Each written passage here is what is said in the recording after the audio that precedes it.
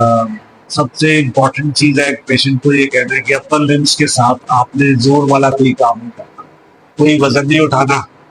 और ये प्रिकॉशन बड़ी इंपॉर्टेंट है कि आपने लेकिन अपर लिम्स की एक्सरसाइज करनी है, क्योंकि 3 महीने बाद जब आपको जख्म की दर्द ठीक हो जाएगी तो आपके फ्रोजन शोल्डर्स हो जाएंगे। तो एक्सरसाइज में you have to like take your limbs up like this.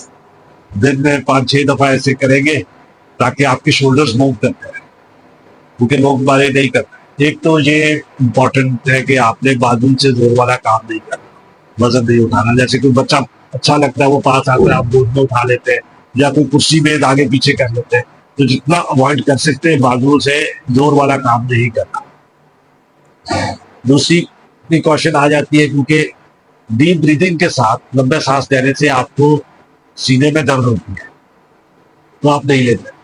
जब आप सांस लंबे नहीं लेते तो आपके लंग्स कोलैप्स करते हैं और फिर आपको खांसी आती है। खांसी से भी दर्द होता है, मरीज खांसी को भी रोकता है। तो उसके लिए आपको जो स्पायरोमीटर मिलता है, बॉल्स वाली एक मशीन जिसमें आपको एक्सरसाइज आईसीयू में सिखाई जाती है, वो करें। इसमें 3 बॉल्स होते हैं, वो आपने लिफ्ट करने होते हैं सांस इनहेल करके। वो करना बहुत जरूरी है। अगर वो नहीं हो पा रहा, पेशेंट को समझ नहीं आ रही, तो आप गुब्बारे लेके पेशेंट को दे दें। रोज के 40-50 गुब्बारे वो बनाए। एक दफा गुब्बारा फूल जाए तो दोबारा वो नहीं करना, क्योंकि दोबारा वो फुलाना बहुत, ताकि आपकी लंग्स एक्सपेंडेड रहे। अगर वो कोलैप्स हो गए तो खांसी बहुत ज्यादा आएगी, उससे दर्द होगी, और अगर बहुत ज्यादा खांसी होगी तो आपका जख्म खुल सकता है, और इसके अलावा आपका नमूनिया और ये चीजें हो सकती है। ये 2 प्रिकॉशन हर बंदे के लिए। तीसरी प्रिकॉशन है लाइक कि जी आप जितना चल सकते हैं चलना है, चलना फिरना मना नहीं है। और बाईपास होने के बाद मरीज घर जाके लेटे रहते हैं कि नहीं पता नहीं कुछ हो जाएगा, हमने चलना नहीं। जितनी वॉक कर सकते हैं जरूरी है। फिर आपको एक चेस्ट बाइंडर देते हैं बांधने के लिए, चेस्ट के इर्द गिर्द। वो ज्यादा वजनी लोगों के लिए बांधना बहुत जरूरी है, जो मोटे लोग हैं, ओबीस पेशेंट्स के लिए। जो पतले मरीज हैं वो अगर इससे तंग पड़ते हैं तो बेशक ना बांधे। इसके बांधने का एक तो फायदा ये है कि वजनी लोगों का स्टर्नम खुल जाता है वजन की वजह से, वो सपोर्ट रहती है। और जो पतले लोग हैं उनको फायदा ये होता है कि सपोर्ट रहती है, आपको दर्द कम होती है।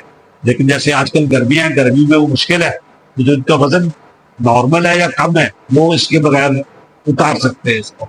जिनका वजन ज्यादा है उनको मैं रिकमेंड नहीं करूंगा कि वो उतारे, उनको पहनना चाहिए वो, वरना उनकी स्टैंडर्ड डिस्टेंस हो जाएगी। और इसके अलावा और कोई इस तरह के लिए 4-5 चीजें जो कि करनी जरूरी है, जो लोगों को नहीं पता होता। हाँ, एक और चीज है बड़ी इंपॉर्टेंट। मरीज जब घर जाता है तो उसके खाने पीने पे पाबंदी लग जाती है। घर का हर बंदा डॉक्टर बन जाता है, उसे कहते हैं ये नहीं खाना, ये नहीं खाना, ये नहीं खाना। तो मेरे सब लोगों के लिए है कि जी मरीज को उसकी क्वालिटी ऑफ लाइफ इतनी खराब ना करे, हर चीज खाना पीने की उसकी बंद करके। आपको अगर शुगर है तो मीठा बिल्कुल बंद है। उसके अलावा कोई एक चीज ज्यादा नहीं खानी। You can take everything. कोई एक चीज जैसे ऑयल, घी, चिकनाई है, ये हांडी में नजर नहीं आनी चाहिए, लेकिन होना चाहिए। नमक मिर्च जो है एकदम से आप बिल्कुल बंद नहीं कर देते। मरीज को फीका खाना देंगे उसकी भूख। मेरे पास बहुत से मरीज आते हैं पहले विजिट पे आके कहते हैं डॉक्टर साहब कमजोरी बहुत है, और वो इस कमजोरी को एट्रीब्यूट कर रहे होते हैं हमारी मेडिसिन के साथ। उनसे पूछो खा क्या रहे हो, तो बस जायका सी यखनी उनको दे रहे होते हैं और बगैर नमक मिर्च के उबले में खा दे। तो वो खाते ही कम है, तो फिर वीकनेस तो होगी। तो उसको समझाने के लिए मरीज के लवाकिन को कि वो मरीज तो बीमार हो गया, उसने तो बाईपास भी करवा दिया। जो चीज उसके लिए नुकसानदेह है वो लवाकिन के लिए भी नुकसानदेह है, क्योंकि वो आप चाहते हैं कि जिस तकलीफ से वो गुजरे उस तकलीफ से आप भी गुजरे। तो इसलिए घर में एक हांडी बनाए, जो चीज मरीज के लिए नुकसानदेह वो आपके लिए भी है।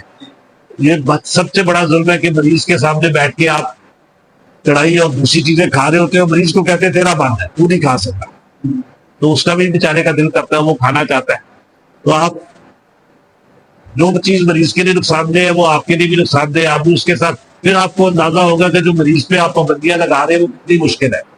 तो समरी में मैं ये कहूंगा कि कोई एक चीज ज्यादा नहीं खा सकते, कोई चीज बंद नहीं, सब अल्लाह की नेमत है। आप सब चीजें मिक्स करके खाएं तो आपकी क्वालिटी ऑफ लाइफ ठीक रहती है और आप ठीक रहते हैं।